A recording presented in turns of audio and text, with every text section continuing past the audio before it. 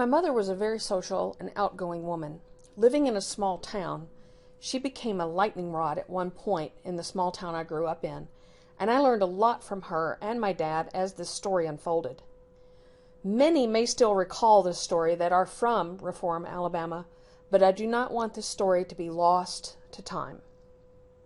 When I was in the 8th grade, roughly 1977 to 1978, my mother became the manager of a barbecue place in Reform, Alabama. The owner of this business was Andrew Bubba Wade. Bubba was his nickname. He had graduated from high school with my father.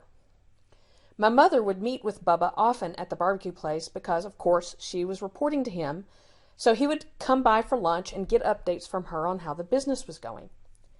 Pretty soon, we were starting to hear rumors that my mother was having an affair with Bubba. At this point, my parents thought this was pretty funny, but they ignored it. Soon, we started seeing some guys showing up in Reform that were employees of oil and gas companies out of Louisiana. They were in the area looking to get oil and gas mineral rights documents done on land in the area, and when they met my mother, they hit the mother lode.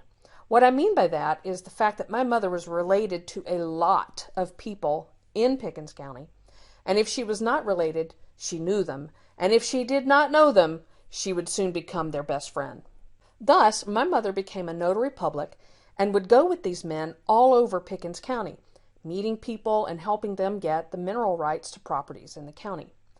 Now, of course, my mother was usually the only woman hanging out with these guys. Thus, the rumors started to really heat up about my mother possibly having affairs. At this point, my parents continued to think that this was funny, as they became friends with one of the men from Louisiana. His name was Malcolm Crawford. They started creating situations that would make people talk even more. An example of this was during high school and junior high school, I was in the marching band, and my parents would come to the games.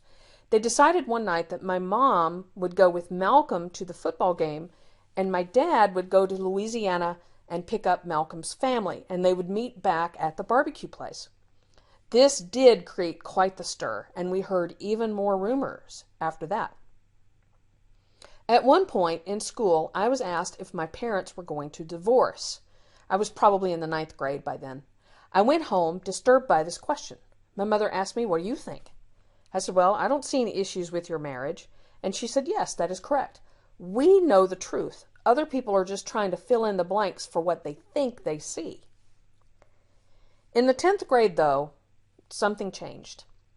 My parents were friends with the agriculture teacher at school. He was a young, unmarried man and had ended up with pneumonia and was at the local hospital. My parents went to visit. While there, the high school principal, Mr. James, Jimmy was his name, Lawrence, came by. Since there were 2 chairs in the room, my mother sat on the end of the bed and gave up her chair. The next day, all we could hear about was the rumor that my mother had been found in bed at the hospital with the agriculture teacher.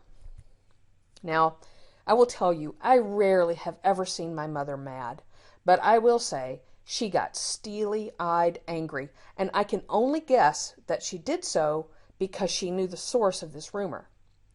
Now, what happened next has always reminded me of the Harper Valley PTA song. If you haven't heard it, look for it on Google. My mother became the driving force in a political action campaign that caused Jimmy Lawrence to resign. She went to see the district attorney, Tom Woodard, and they formed an alliance. She wanted to remove Mr. Lawrence from office, and she wanted to do it in a way that would be legally ironclad. With his help, she started investigating Mr. Lawrence, finding evidence, eyewitnesses, getting documentation, and compiled quite the dossier about him.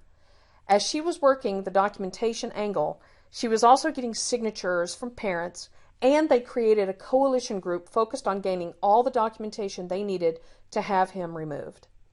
My final semester of school in the 10th grade was all consumed with the school's fascination of what was going on. Everyone was aware that my mother was on a warpath, and it basically consumed all the conversations at school.